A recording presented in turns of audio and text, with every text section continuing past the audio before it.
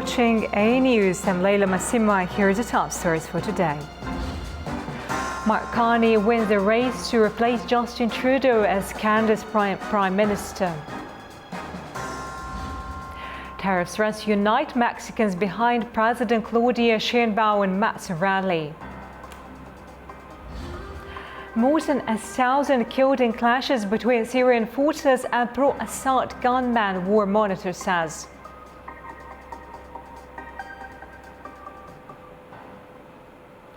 Former central banker Mark Carney has won the leadership of Canada's Liberal Party and is set to succeed Justin Trudeau as Prime Minister. He now faces a challenge of managing trade tensions between the US under President Donald Trump. Former Governor of the Bank of Canada and the Bank of England, Mark Carney secured 86% of the vote to defeat former Finance Minister Chrystia Freeland to be the next leader of Canada's Liberal Party. In first place, the next Prime Minister of Canada, Mark Carney, with 100. Carney's victory means he'll succeed Justin Trudeau as Prime Minister at a crucial time for the country. Tensions are high due to ongoing trade disputes with the US under President Donald Trump. Carney says he is committed to defending Canada's economy in the face of the tariffs hikes, which have recently strained trade relations. Someone who's trying to weaken our economy.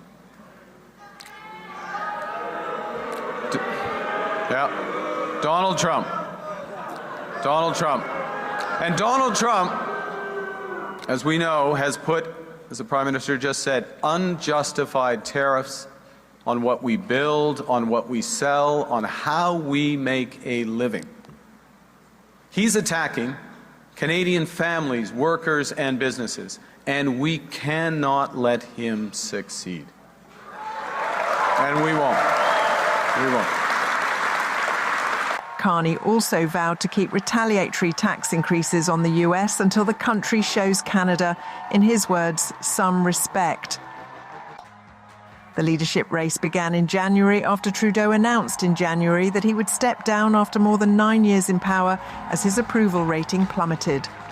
As your leader, as your Prime Minister, I have done my level best each and every single day to help build a country that stays worthy of all Canadians. I've done it for Xavier, for Ella Grace and Hadrian. And I've done it for your kids too. And I've done it with you. And although you'll always find me alongside you, cheering along, their future and your future is now in your hands. Nearly 152,000 party members participated in the contest. Carney is now set to lead the country into a general election. In a massive show of support, Mexican President Claudia Sheinbaum spoke to a huge crowd on Mexico City Zocalo Square on Sunday. It's after the U.S. postponed its plan to impose 25% tariffs on Mexican goods. Thousands in Mexico celebrated on Sunday after U.S. President Donald Trump delayed the 25% tariffs hikes. Trump says Mexico has made progress in tackling drug smuggling and illegal immigration. Mexican President Claudia Sheinbaum addressed the crowds calling for dialogue, saying the country's sovereignty must come first. Con los honores a la presidenta constitucional de los Estados Unidos mexicanos. Nosotros no somos extremistas. We're not extremists, but we are clear that there are some inalienable principles. We can't give up our sovereignty. Our people cannot be affected by decisions made by foreign governments or hegemonies. In this case, we'll act immediately. The delay is until the 2nd of April after both presidents spoke last week on the phone. And I spoke to the President of Mexico, a wonderful woman, today, and we helped them out with the problem they were having to do with the tariffs, short-term tariffs. Sheinbaum had planned to announce retaliatory measures against the US if the tariffs were imposed, but the delay allowed her to rally supporters with a message of unity instead. course, Donald Trump wanted to intimidate our president, yet she, with her strong compromise and conviction, could push forward agreements with dialogue. She has always said our nation is ready for any dialogue. For this reason, we're here today.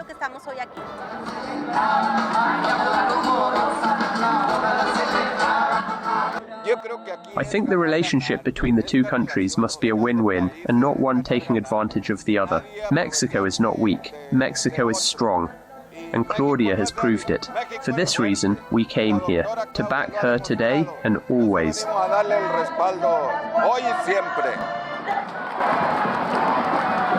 The rally marked a key moment for Sheinbaum's leadership amid international tensions and reflected significant support from her citizens. U.S. President Donald Trump says he expects positive outcomes from talks with Ukraine and Saudi Arabia. He also says that his administration has nearly lifted the restrictions on intelligence sharing with Kyiv, and made the comments on his flight from Florida to Washington, D.C. yesterday. US President Donald Trump made several statements to journalists during his flight to Washington on Air Force One on Sunday.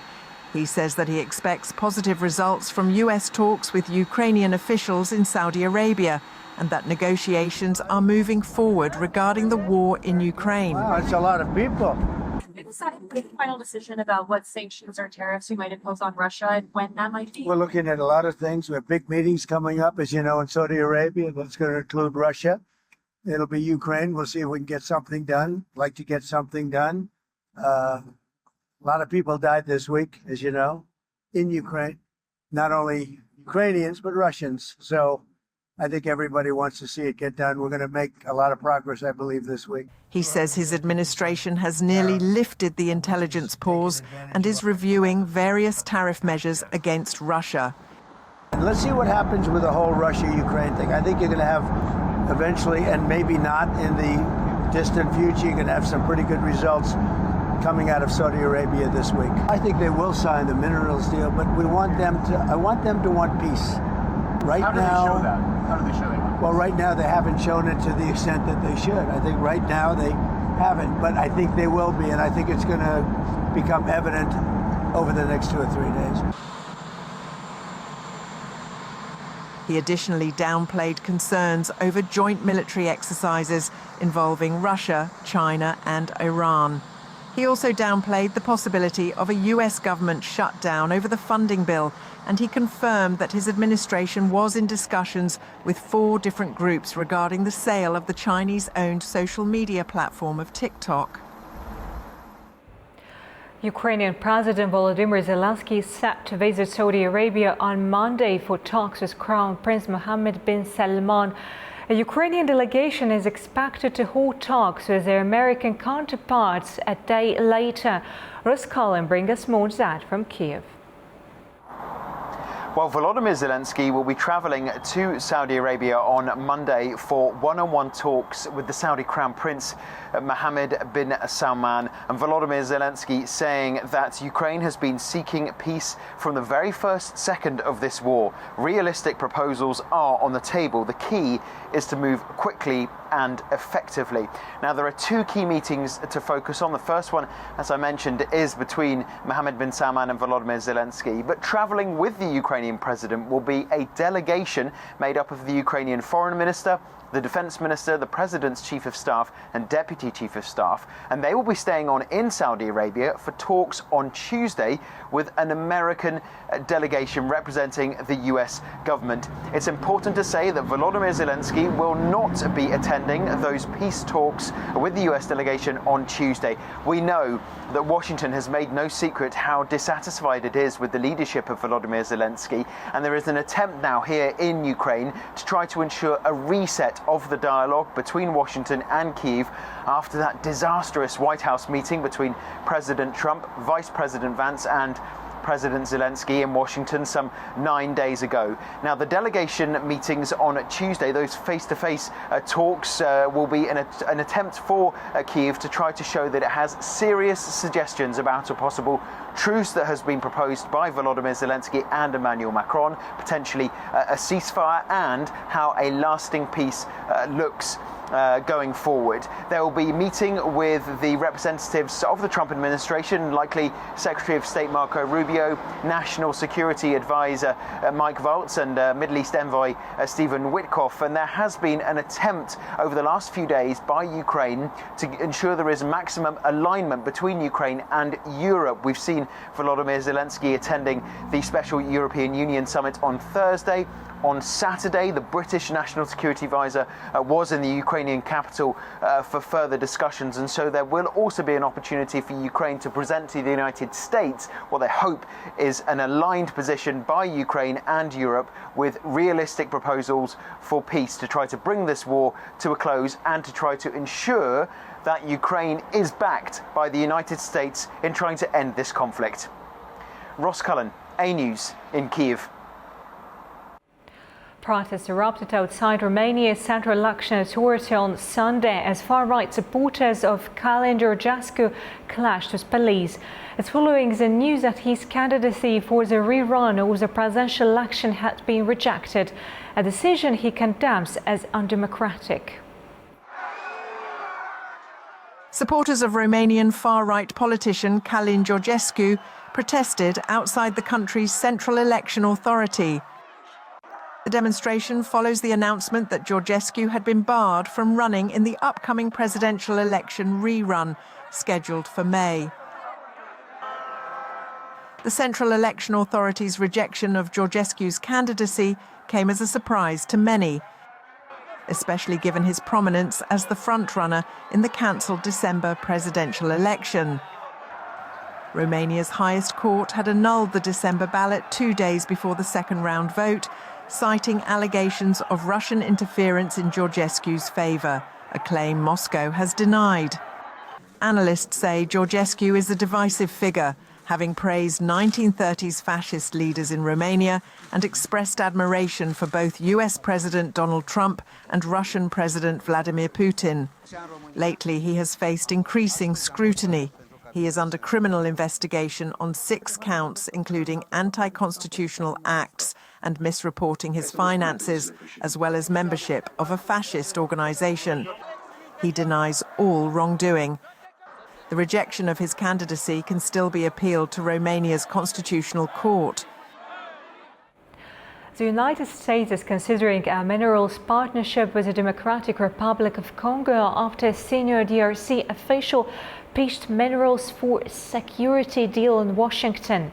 The DRC, reaching cobalt, lithium and uranium, is battling Rwanda-backed M23 rebels and seeking diversified foreign investment.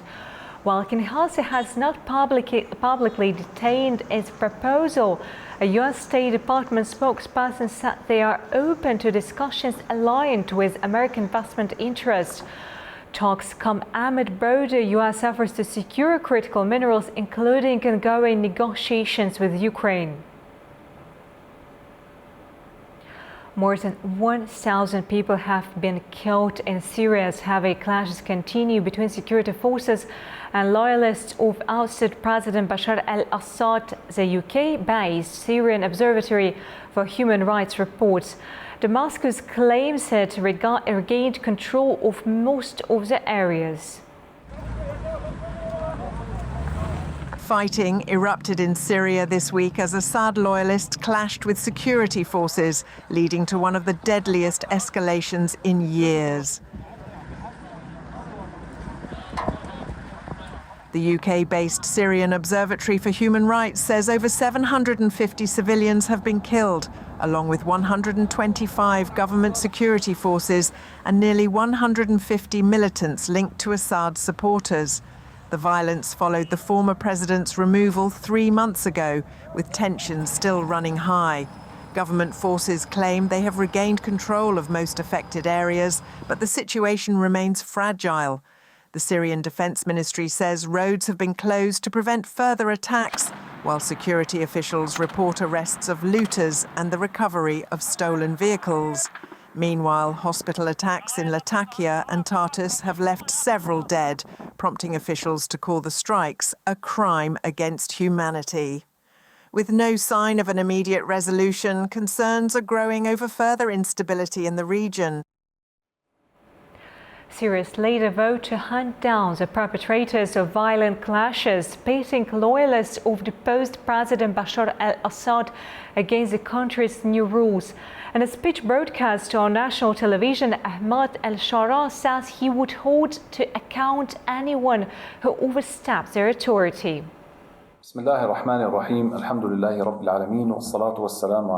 We find ourselves facing a new danger represented by the attempts of the remnants of the former regime and the external parties behind them to create a new sedition and drag our country into a civil war with the aim of dividing it and destroying its unity and stability.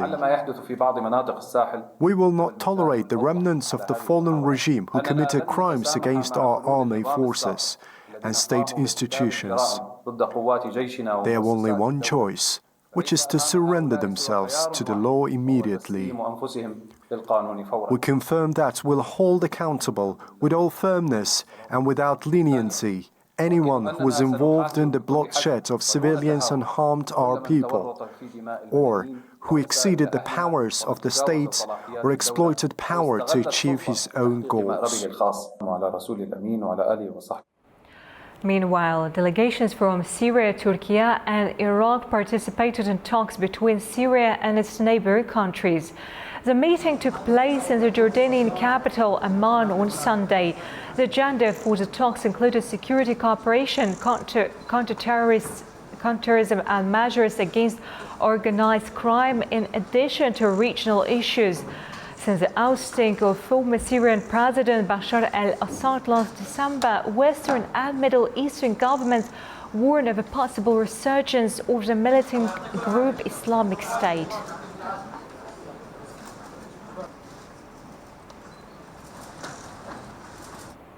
In Tel Aviv, Israeli families continue to put pressure on the government, calling for the release of all hostages. Some have set up camps near the military headquarters.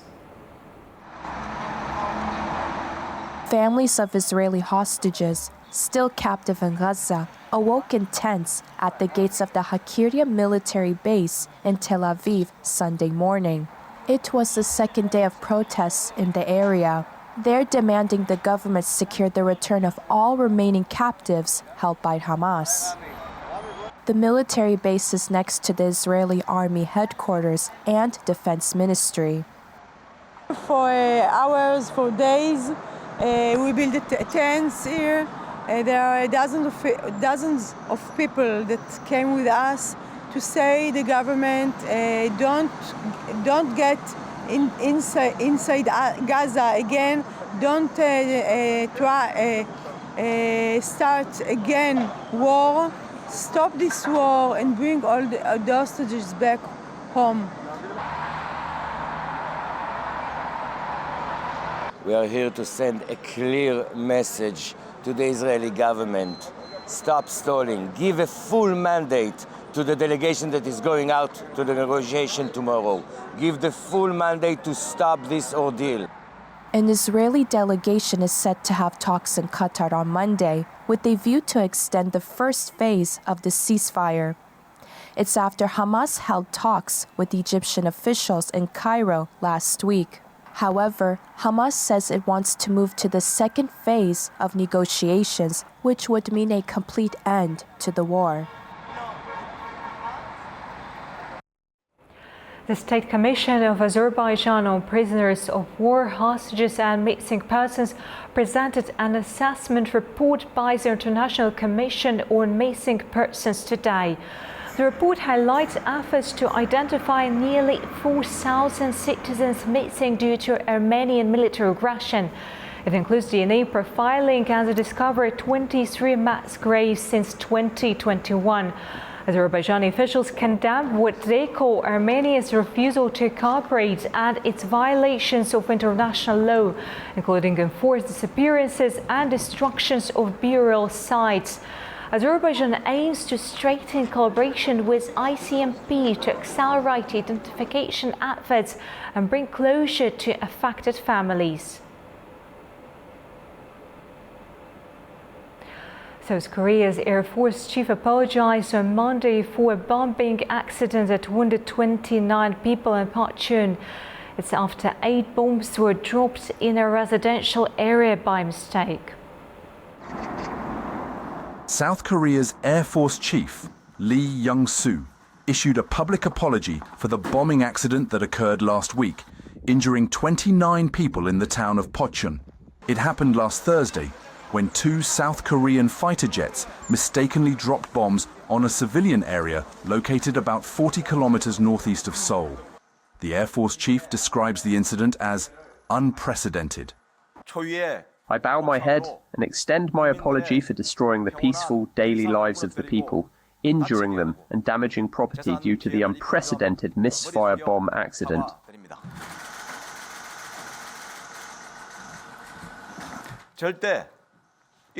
It was an accident that should never have happened, and it should never happen again. 15 civilians and 14 soldiers were injured in the incident, with 2 civilians suffering serious injuries. The South Korean Air Force says that one of the pilots failed to double-check the coordinates, and the second pilot, following the first, also dropped bombs based on the incorrect coordinates. South Korea's defense ministry confirms that the annual joint military exercises with the US will proceed as scheduled, officially starting today. However, live fire drills will remain suspended until the investigation is completed. North Korea says the military exercises that start today in South Korea with the US are a dangerous provocative act. North Korea has traditionally called for these joint exercises to be called off, branding them as a prelude to invasion. And also, South Korean and US military exercise called Freedom Show started on Monday and will run until the 20th of March. The drills aim to strengthen the alliance's readiness against threats such as North Korea's military strategy and tactics. Tropical cyclone Alfred has left a trail of destruction across Australia's east coast, causing severe flooding and widespread power outages for hundreds of thousands. Although the storm weakened before making landfall, it still claimed 1 life and left dozens injured. After 16 days of activity, tropical cyclone Alfred made landfall near Brisbane on Saturday, downgrading to a tropical low.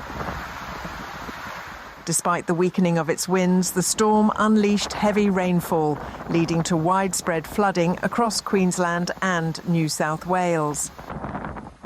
The cyclone marked the first such event in 51 years, but did not bring the destructive winds initially feared.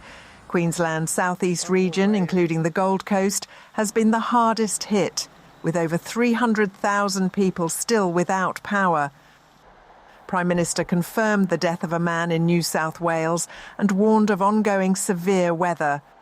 That the situation in Queensland and northern New South Wales remains very serious due to flash flooding and heavy winds. Heavy rainfall, damaging wind gusts and coastal surf impacts are expected to continue over coming days. I urge everyone to continue to listen carefully to the emergency authorities.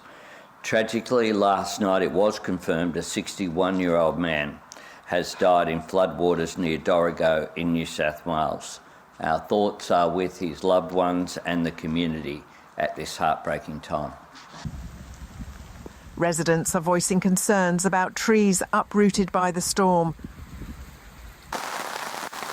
Yeah, she fell right on top of the power line. It's just touching it.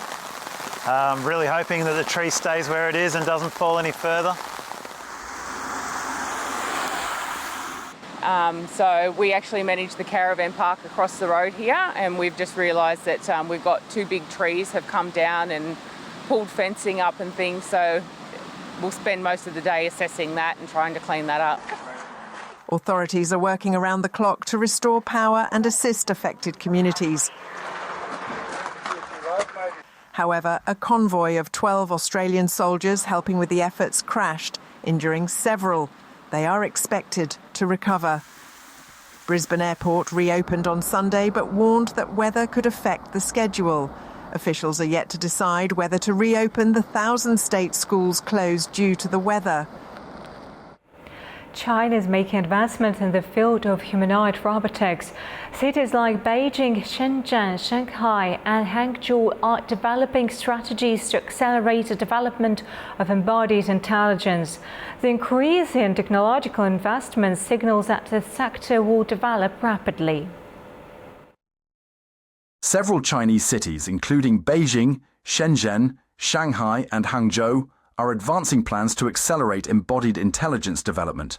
According to reports, China has seen a surge of investment into this industry, with startups raising around $276 million across 20 deals during the first 2 months of this year. More than 20 cities have adopted strategies to boost the trend towards creating artificial intelligence robots that can sense, learn, and interact with their environment. This year, humanoid robotics is set to develop at an accelerated pace. However, there is still a long way to go before robots can move autonomously at a speed comparable to humans and accurately recognize human intentions. Breakthroughs in areas such as software and hardware are still needed. Southern China's Shenzhen city is home to the highest number of robot-related companies in the country, with more than 50,000. Humanoid robots are being used in factories there, making new energy vehicles. These assist human workers in assembling parts and performing quality inspections. The robots are moving with the production line. Achieving this coordinated manufacturing is particularly challenging. This is due to the complexity of motion planning and gate algorithm development. We have over 1,800 core technology patents, 60% of which are invention patents. Meanwhile, in Shanghai's Jiangjing High-Tech Park, there are plans to develop 10 million high-quality embodied datasets by the end of 2025. Thanks for joining us. Keep watching A News for the latest, and we'll be back before you know it.